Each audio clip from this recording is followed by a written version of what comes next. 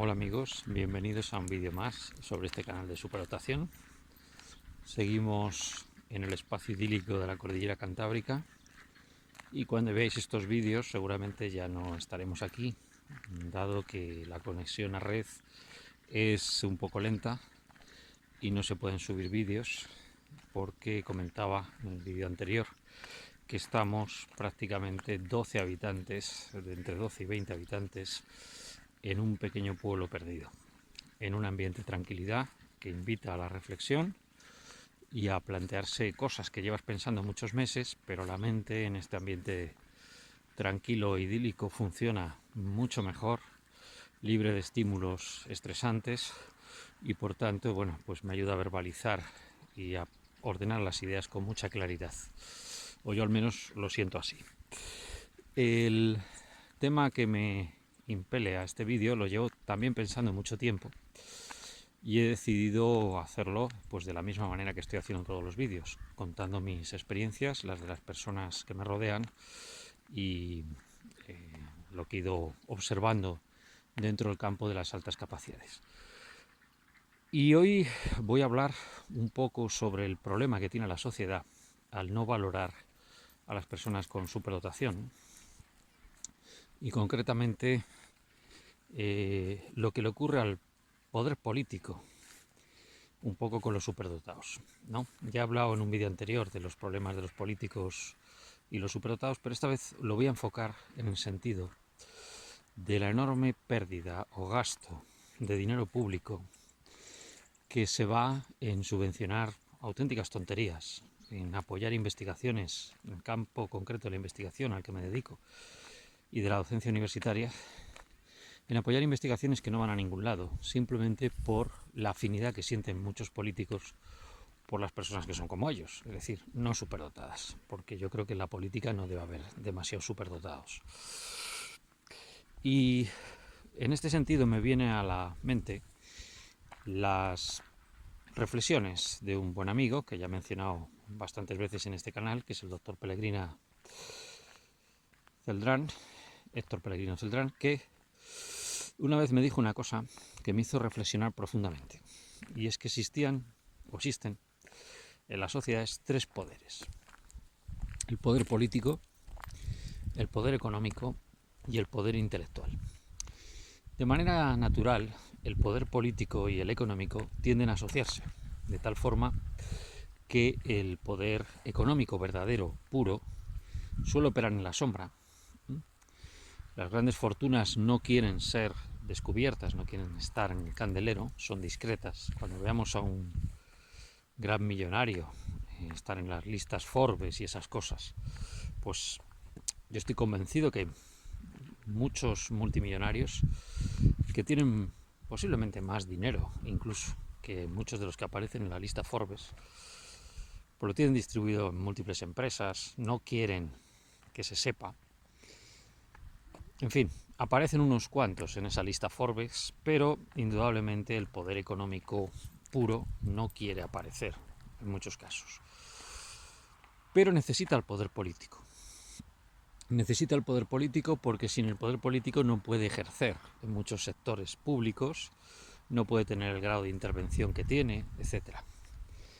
Por su lado, el poder político tiene poder, en muchos casos tiene soberbia, pero el dinero público que maneja es de todos los ciudadanos y por tanto, aunque existan casos de corrupción en el poder político, debe tener mucho cuidado con lo que hace porque está siendo observado por múltiples electores. Por eso la transparencia total de las cuentas públicas es una garantía, como ocurre en algunos estados escandinavos, es una garantía para que no haya corrupción. Por tanto, el poder político necesita el económico para financiarse, para perpetuarse, y hay un maridaje ahí la mar de perverso entre ese poder político y ese poder económico. Y luego está el poder intelectual, el poder de la gente que tiene capacidad para crear, capacidad para desarrollar nuevos caminos, es el poder de los científicos, de los hombres de letras, de la gente en definitiva que crea cosas. Este es un poder que va un poco, en sentido puro me refiero, a su aire. Todos sabemos que a lo largo de la historia, grandes intelectuales que no han contado con el favor de reyes, emperadores, etc., han ejercido su labor y han trascendido a lo largo de los siglos. También ha habido casos de intelectuales que se han dejado persuadir o seducir por el poder político o económico y normalmente no han sido los mejores. Normalmente no han sido los mejores. Ahí, por ejemplo, está el caso de Mozart y Salieri. Están los casos a lo largo de la historia de múltiples científicos, incluso de grandes intelectuales, Van Gogh, etc. Intelectuales en el sentido de crear, no de desarrollar obras escritas.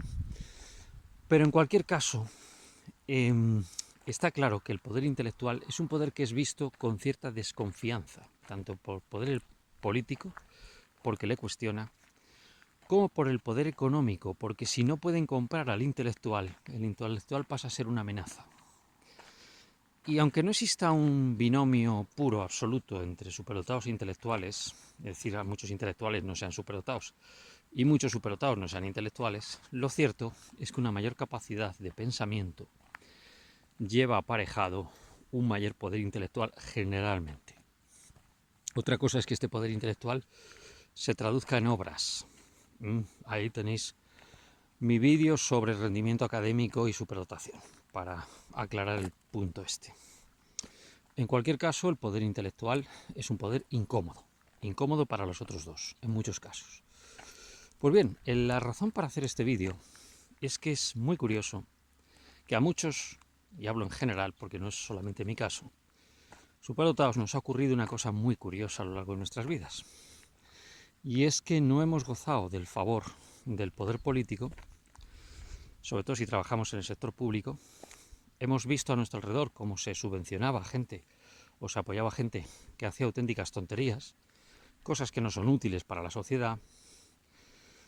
Y sin embargo, nuestras propuestas se caían en saco roto. No contábamos con padrinos, incluso ha habido políticos, es muy curioso, que me han llegado a echar en cara que, claro, si yo no participo en reuniones políticas, no voy a esperar ser financiado por políticos. Digo, hombre, es que un político, cuando, en sentido general, cuando dispone de unos recursos para investigación, pues debería fijarse en el currículum, debería fijarse en la propuesta y no en la afinidad personal que pueda sentir hacia ciertos científicos que le resultan afines. ¿A qué se han dedicado muchos políticos, tanto nacionales como regionales, en el caso de España y en muchos países, a apoyar a sus amigos, a aquellos que conocen, a aquellos que forman parte de su camarilla, de su asociación concreta, de su tribu en definitiva? Os remito nuevamente al vídeo del tribalismo. ¿A qué se han dedicado? Pues se han dedicado básicamente a apoyar a aquellos que les resultaban cómodos, que les resultaban dóciles. Y aunque en muchos casos los superdotados o los intelectuales no se dediquen a actividad política ninguna y por tanto no sean sospechosos de ser poco dóciles o beligerantes, sino simplemente hacen su trabajo, han sido vistos con desconfianza. Es decir, podemos decir que el poder político en muchos casos y el económico han invertido mal en lo que podríamos llamar rendimientos de creatividad, ¿no? No han sabido emplear el dinero público o privado en estas personas que realmente ejercen una creatividad y unos rendimientos. Y los intelectuales, los superdotados, aunque no sean la misma cosa, insisto, hemos tenido que bregar con una escasez tremenda de recursos y aún así hemos sacado rendimientos en muchos casos notables a lo que hacíamos. Es decir, 1.000 euros que tú des a un mediocre son 1.000 euros tirados a la basura. 1.000 euros que tú des a un superdotado son 1.000 euros que posiblemente van a tener mejor rendimiento. Esto es una cosa evidente, se ha entendido muy bien en países anglosajones y ahí está el tema del mecenazgo, por ejemplo, que no me voy a extender, pero está claro que en un momento la sociedad británica, que fue la que inventó este sistema, entiende que la endogamia de reyes, de nobles, genera una pérdida de capacidad intelectual y que en algún momento había que incorporar sangre nueva, sangre de intelectuales, aunque fueran de clases bajas, para seguir manteniendo ese estatus de privilegio que tenían los nobles.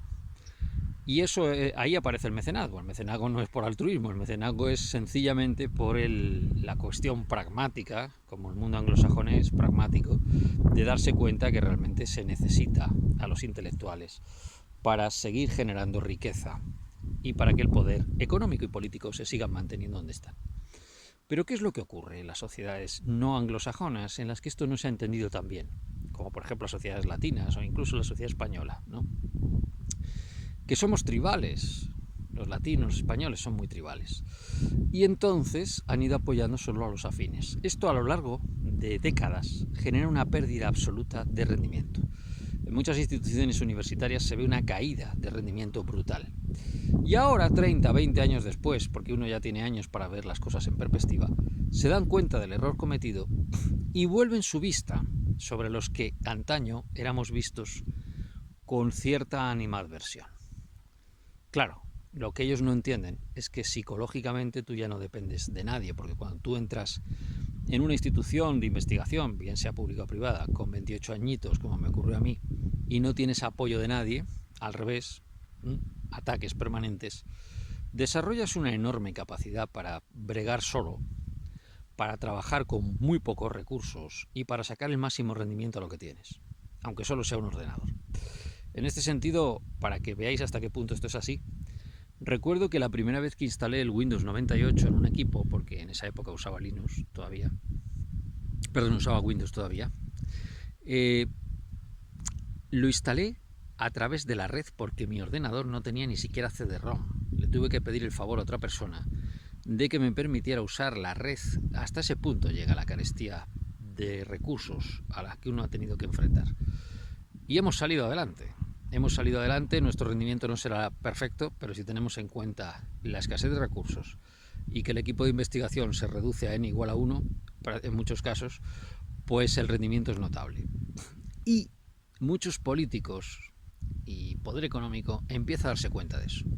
Y ahora te vienen detrás a darte palmaditas en la espalda cuando ya es tarde, porque claro, tú ya no los necesitas. Y además, aunque uno ya haya vencido el rencor, dices, pero qué clase de gentuza es esta, que a estas alturas te pide ayuda, cuando no han prestado el más mínimo apoyo durante más de 3 décadas. 3 décadas, ¿eh? Bueno, ¿qué pasa? Hombre, que usted sabe mucho de este tema de matemáticas, nos podría echar una mano. Estoy ocupado, no soy la persona apropiada, búsquese a otro que sea mejor que yo, etc. La modestia, esta vez sí, falsa modestia, opera muy bien en estos casos. Así que, ¿qué han comprado los políticos? En España, en muchos países latinos, ¿qué compran habitualmente? Compran gente afín y mediocre, lo más mediocre posible, porque de esa manera no les cuestionan. Ellos se sienten cuestionados siempre. En países anglosajones esto no ocurre, o no ocurre tanto. Y el resultado es que, ¿dónde progresa la ciencia? Pues en los países que apoyan a la gente que tiene capacidad intelectual. ¿Dónde no progresa la ciencia? En los países donde no se hace eso. La cuestión es muy simple. Por tanto, señor político, si usted compra mediocres, quédese con ellos. Las personas superdotadas operamos de otra manera y funcionamos de otra manera. Y en ese sentido, no hacemos podríamos decir, una especie como de cálculo egoísta de lo que sería el rendimiento que podemos ofertar. O sea, yo no ayudo a la gente por dinero ni por nada de eso. A mí una vez un político me pidió como favor personal, me lo rogó, que le hiciera un estudio de impacto ambiental sobre una actividad minera, concretamente una minería de litio que se iba a abrir a 1 kilómetro de la ciudad donde vivo en estos momentos. Estaba desesperado dicho político, yo le aclaré que yo no era experto en el tema de la minería de litio, pero estaba dispuesto a pegarme un trabajo serio de 15 días enteros para recabar toda la información posible, que yo sabía interpretar información científica, y le haría un estudio para que él tomara la decisión, pero también le advertí que si me salía que no era tan peligrosa dicha minería, se lo iba a decir. Durante 15 días acumulé evidencias científicas en trabajos publicados sobre el impacto de dicha minería en múltiples aspectos, desde la salud pública, aguas freáticas, aspectos como la ganadería, la agricultura, etc. Y le pasé la presentación, y esa presentación en la sede de dicho partido político, y no les pedí dinero a cambio. No les pedí dinero porque me gusta la gente que se acerca con sinceridad, con la verdad por delante. Y desde ese día mantengo buena amistad con esta persona, con esta mujer, y no tengo ningún problema en ayudarla en otra ocasión que necesite, si puedo hacerlo y tengo tiempo y la causa lo merece. Ahí está el punto. Y sin embargo voy a poner el caso contrario. De otro partido político, no es necesario saber qué partidos son y te hubiera dado igual que hubiera sido al revés, no es una cuestión de ideología, es una cuestión de talantes. Llamó un político, un consejero en este caso, de un gobierno regional, llamó un colega mío diciéndole que yo me pusiera en contacto con él. Ya eso de entrada me pareció soberbio. Y yo acepté, dije, bueno, a ver qué quiere este. Le llamé y me empezó a dar órdenes. Tiene usted que hacer esto, tiene usted que hacer lo otro. Le solté un par de berridos por el teléfono, le dije que yo no estaba a disposición de ningún político, y menos con esas formas, y que a mí no me volviera a llamar más, y le colgué el teléfono. Supongo que me pasaría en una lista negra. Esto es lo que los políticos y el poder económico no entienden de los intelectuales. Ellos se creen que por tener el poder político y económico, tú estás en nómina, tú estás a su disposición entera. No entienden que realmente la sociedad necesita a las personas con capacidad intelectual, urgentemente.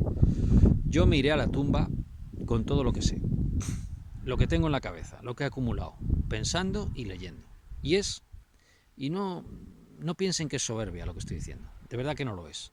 Es ingente la cantidad de ideas que a mí se me ocurren todos los días para mejorar la sociedad que me rodea. Desde la agricultura a la ganadería, al sector forestal, medioambiental, que son las áreas en las que he trabajado, se me ocurren una enorme cantidad de ideas. Muchas veces uno tiene la tentación de explicarlas. A veces cuando lo hace nadie te entiende, pero da lo mismo. A veces uno tiene esa sensación, o esa intención, buena intención que tenemos de ayudar, pero te das cuenta que la sociedad no está preparada. Y paradójicamente, cuando de repente, como me ha pasado recientemente, desde el sector privado, alguien te llama y te dice: oye, he leído tu último trabajo científico y nos interesaría desarrollar esta idea. Estamos dispuestos a contratarte. Y resulta que uno trabaja en el sector público, gran parte de ese sector público te ve con desconfianza, no te ha apoyado, y ahora resulta que trabajando en el sector público te vienen de las empresas a solicitar ayuda. Lógicamente eso es una gratificación personal y a lo mejor les cobras muy poca cantidad. Simplemente agradeces el detalle y la atención de considerar que lo que tú piensas o dices puede tener buenos resultados. Y haces más incluso de lo que te han pedido. Y contentos todos. A ver si algún día la sociedad eleva su nivel intelectual y cultural, deja de votar políticos mediocres para que los políticos empiecen a no ser mediocres, a ser gente con formación intelectual suficiente para reconocer a las personas creativas. Y como decía mi amigo, a ver si una vez por todas ese poder intelectual se equipara al poder político y al económico para el bien de la sociedad. Yo en eso no soy muy optimista. Creo que van a pasar muchas generaciones hasta que el nivel de inteligencia de la población le permita votar a políticos que no sean demagogos, porque ese es el kit de la cuestión. Es difícil mantener una empresa privada solvente, puntera, sin tener un mínimo de inteligencia. Pero es muy fácil entrar en política siendo un imbécil y no tener absolutamente ninguna capacidad intelectual y estar ahí manejando recursos ingentes y el bienestar de todos los ciudadanos. ¿De quién es la culpa? Evidentemente de los ciudadanos que votan a políticos ineptos. Por tanto, el día en el que la población humana suba su nivel intelectual, será el día en que la sociedad empiece a mejorar. Mientras tanto, las personas que tienen cierta capacidad intelectual, pues tendrán que ver cómo la sociedad degenera poco a poco. Y no podemos hacer nada al respecto. Vivir nuestra vida con tranquilidad. Yo no soy responsable de lo que ocurre a mi alrededor. Yo solo soy responsable de lo que yo hago. Seguir trabajando, seguir esforzándose y rogar que un día la sociedad empiece a entender que realmente el desarrollo de dicha sociedad pasa por la ciencia, por la tecnología y por apoyar a la gente que tiene algo en la cabeza. Simplemente es eso.